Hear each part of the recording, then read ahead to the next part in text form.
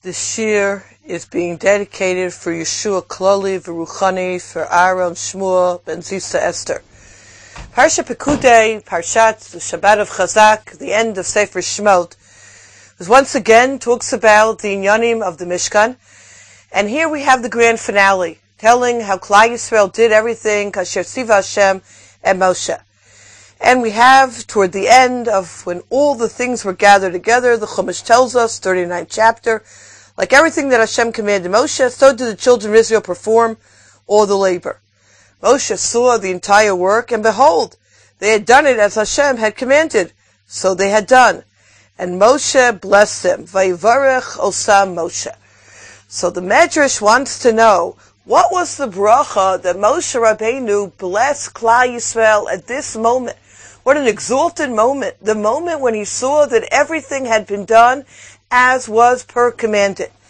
So we find in the Medrash in source number 3, Ma bracha bercham. What was the bracha? He blessed them. So the two opinions brought in the Yalkut Shimoni. Amar lahem, opinion number 1, Tishreh hashchina b'maseh yadechem. May the Shechina, may the divine presence rest among your hands. Rav Meir omer, kach bercham. Rav Meir said this was a blessing.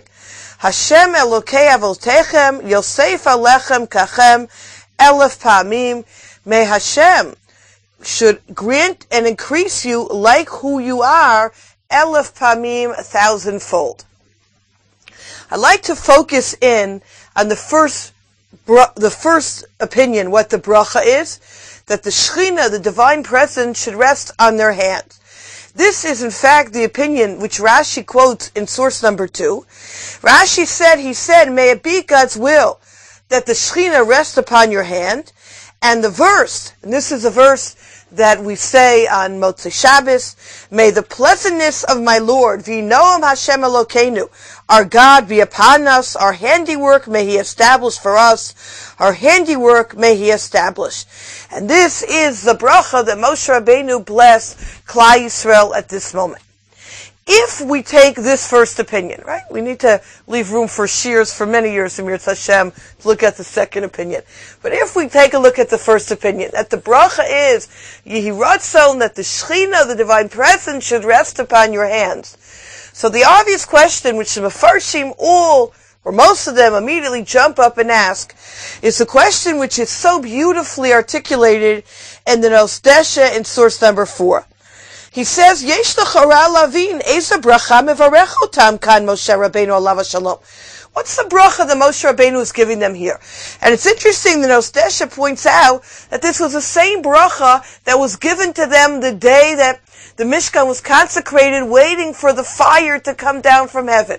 What type of bracha is this?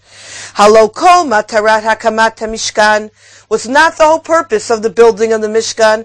Hayta amenat shetishreh bo shechinat Hashem, was for God's presence to reside there. And that's what it says. God says, Vasuli mikdash, make for me a sanctuary, v'shachanti b'tocham, and I'll dwell among them. So the whole point of the Mishkan was Hashras HaShechina. V'chi yalel adad, do you ever think about giving a person a bracha who buys a new clothing to say, I hope that you wear it? Obviously, if he's buying it, his intention is to wear it.